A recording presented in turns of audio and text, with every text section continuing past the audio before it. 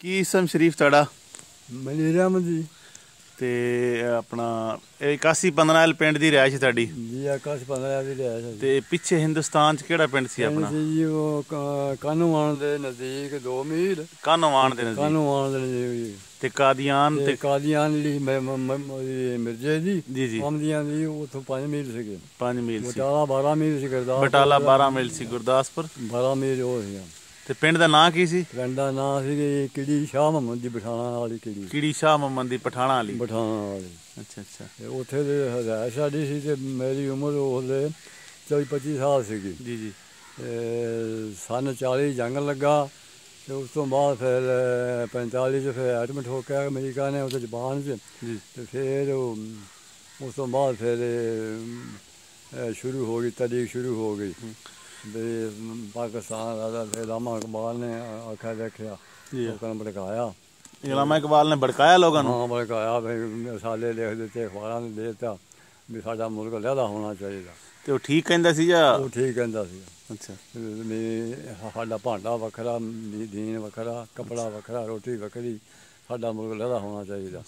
ਉਹ ਫਿਰ ਇੰਡੀਆ ਵਾਲੇ ਮੰਨਦੇ ਨੇ ਸੀ ਤੇ ਉਹਨੇ ਫਿਰ ਤਰੀਕ ਚੱਲ ਗਈ ਬਹੁਤ ਬੜਾ। ਫਿਰ ਨੁਕਸਾਨ ਹੋਣ ਲੱਗ ਗਿਆ ਬੰਦਿਆਂ ਦਾ।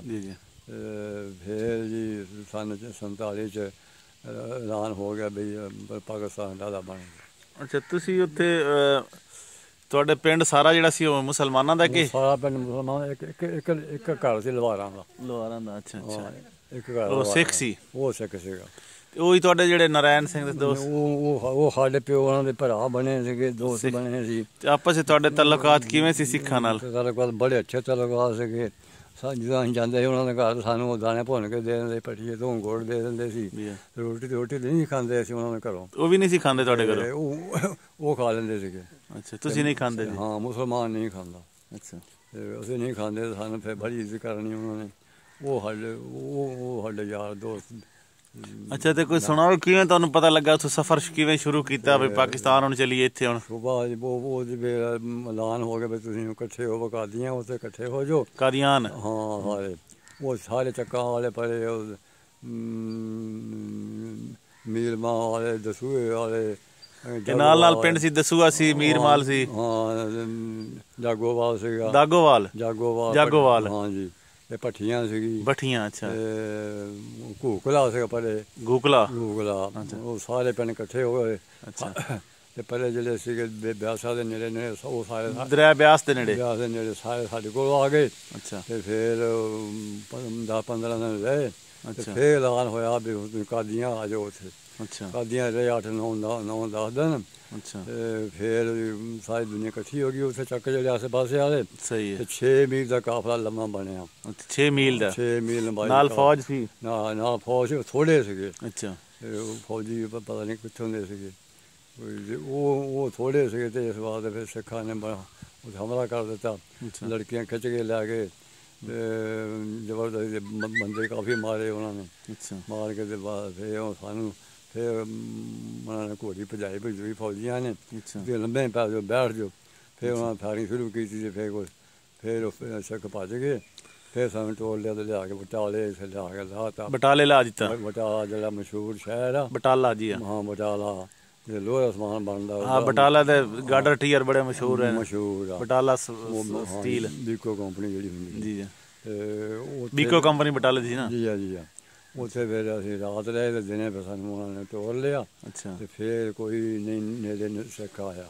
ਫਿਰ 12-13 ਉੱਥੋਂ ਫਿਰ ਤੁਸੀਂ ਕਿਹੜੇ ਰਸਤੇ ਆਏ? ਉਹ ਸੜਕ ਆਉਂਦੀ ਹੈ ਡੇਰਾ ਬਾਬਾ ਨਾਨਕ ਨੂੰ। ਡੇਰਾ ਬਾਬਾ ਨਾਨਕ ਸਾਹਿਬ? ਡੇਰਾ ਬਾਬਾ ਨਾਨਕ ਤੇ ਉਹ ਰਾਵੀ ਦੇ ਨਾਲ ਹੀ ਹੈ ਪੁਲ ਉਹਦੇ।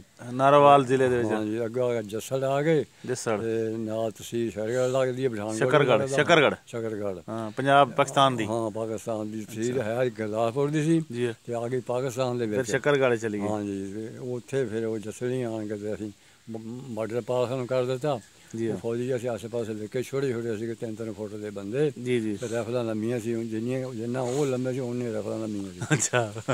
ਤੇ ਬੰਦੇ ਤੇ ਰਫਲਾਂ ਇੱਕੋ ਜਿਹੜੇ ਸੀ? ਹਾਂ ਇੱਕੋ ਜਿਹੜੇ। ਗੋਰਖਾ ਫੌਜੀ ਜਿਹੜੇ ਸੀ? ਗੋਰਖਾ ਫੌਜੀ ਸੀ। ਨੱਕ ਫੀਨੇ ਸੀ, ਘੋੜੇ ਚਿੱਟੇ ਸੀਗੇ। ਅੱਛਾ ਅੱਛਾ। ਤੇ ਉਹ ਆਸੇ ਪਾਸੇ ਖੜੇ ਸੀਗੇ ਜਿਵੇਂ ਕਮਾਲ ਖੜਾ ਹੁੰਦਾ ਨਾ, ਚੰਗੇ ਖੜੇ ਵੀ ਕੋਈ ਬਾਹਰੋਂ ਹਮਲਾ ਨਾ ਕਰਦੇ। ਸਹੀ ਹੈ। ਸਾਨੂੰ ਬਾਰਡਰ ਪਾਰ ਕਰ ਦਿੱਤਾ ਤੇ ਫਿਰ ਉਹ ਪਰ ਪੁੱਠੇ ਮੁੜ ਗਏ ਤੇ ਬਰਬਾਦ ਹੋ ਗਏ ਤੇ ਕਹਿੰਦੇ ਯਾਰ ਇਹ ਪਾਕਿਸਤਾਨ ਆ।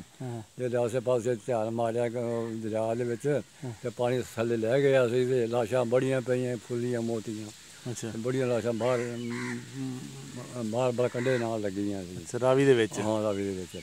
ਫਿਰ ਅਸੀਂ ਉੱਥੋਂ ਜਸਰਾ ਸੀਗਾ ਕੋਈ ਮੀਟ ਕਪਾਉਣ ਦਾ, ਉੱਥੇ ਫਿਰ ਜਗ੍ਹਾ ਜੁਗਾਂ ਪੱਕੀਆਂ ਸੀ, ਗਵਰਨਮੈਂਟ ਨੇ ਇੰਤਜ਼ਾਮ ਕੀਤਾ ਸੀ। ਫਿਰ ਤੁਸੀਂ ਚਵਿੰਡੇ ਆ ਗਏ? ਤੇ ਫਿਰ ਰੇਲ ਗੱਡੀਆਂ ਆ ਗਈਆਂ, ਕੋਈ ਤੇ ਗਿਆ ਇੱਧਰ ਦੁਕਾਨਾਵਾਲ ਨੂੰ, ਕੋਈ ਝੱਗ ਨੂੰ ਚੱਲ ਗਿਆ, ਕੋਈ ਦਿਆਲਪੁਰ ਨੂੰ ਚੱਲ ਗਿਆ, ਅੱਛਾ, ਕੋਈ ਇੱਧਰ ਨੂੰ ਚੱਲ ਗਿਆ, ਸ਼ਾਹਕੋਟ ਨੂੰ ਚੱਲ ਗਿਆ। ਇੱਧਰ ਲੋਕ ਜਿਵੇਂ ਜਿਵੇਂ ਰਿਸ਼ਤੇਦਾਰ ਸੀ ਸਾਰੇ ਉੱਧਰ ਨਿਕਲ ਕੇ ਉੱਧਰ।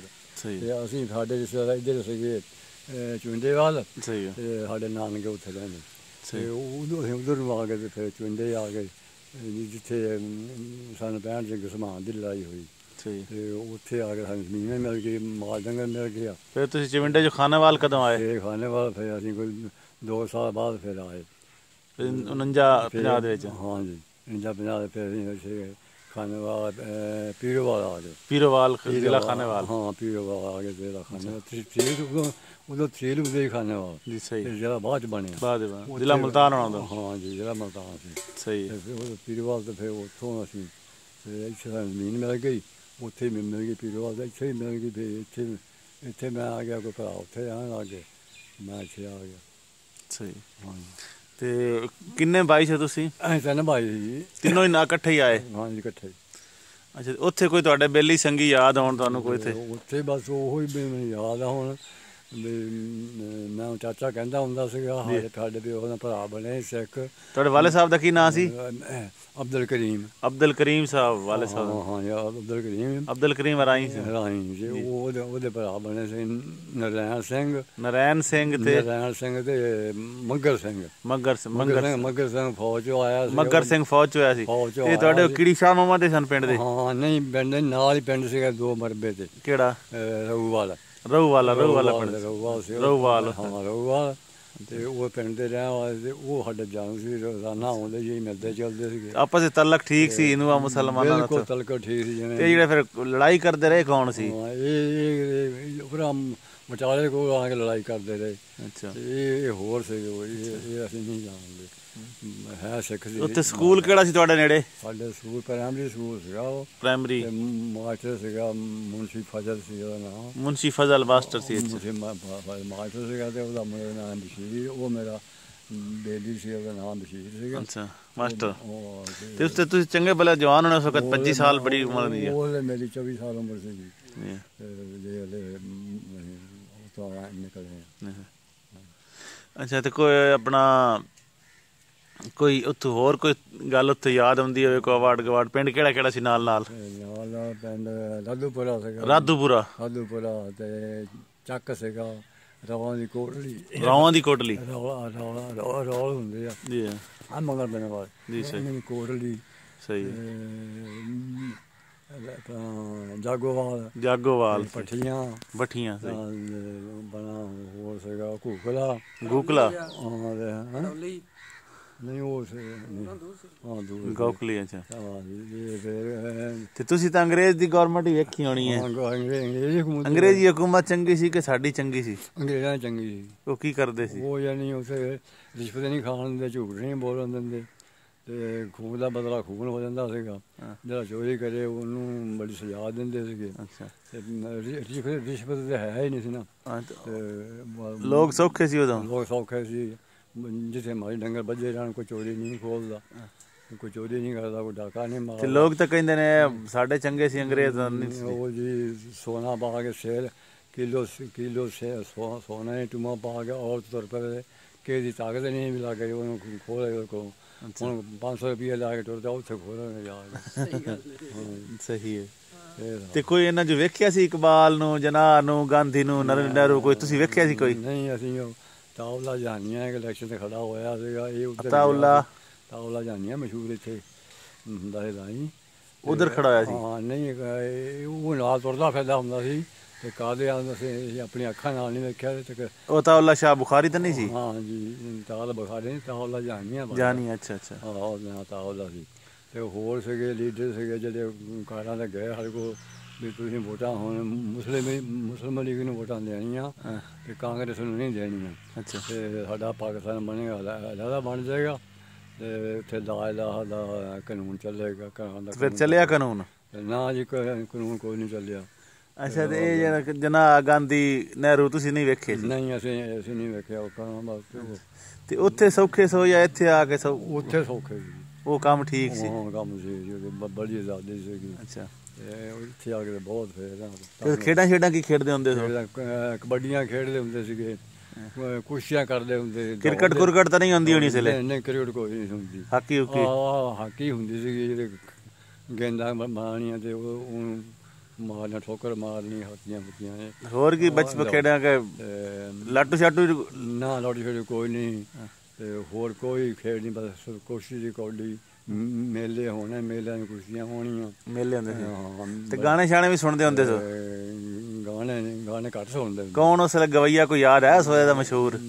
ਉਹ ਕੁਮਾਰ ਸੀਗੇ, ਉਹ ਗਾਉਂਦੇ ਹੁੰਦੇ ਸੀਗੇ। ਉਹਦਾ ਨਾਂ ਗੁਲਾਬ ਸੀਗਾ, ਗੁਲਾਬ ਕੁਮਾਰ। ਗੁਲਾਬ ਕੁਮਾਰ ਸਿੰਘ ਗੁਲੂਕਾਰ ਸੀ? ਉਹ ਨਹੀਂ, ਮੁਸਲਮਾਨ ਸੀ। ਗੁਲੂਕਾਰ ਸੀ। ਉਹ ਗਾਉਂਦਾ ਹੁੰਦਾ ਸੀ, ਉਹ ਅਸੀਂ ਦੇਖਿਆ ਤੇ ਗਾਉਂਦਾ ਵੀ ਤੇ ਵਜਾਉਂਦਾ ਵੀ।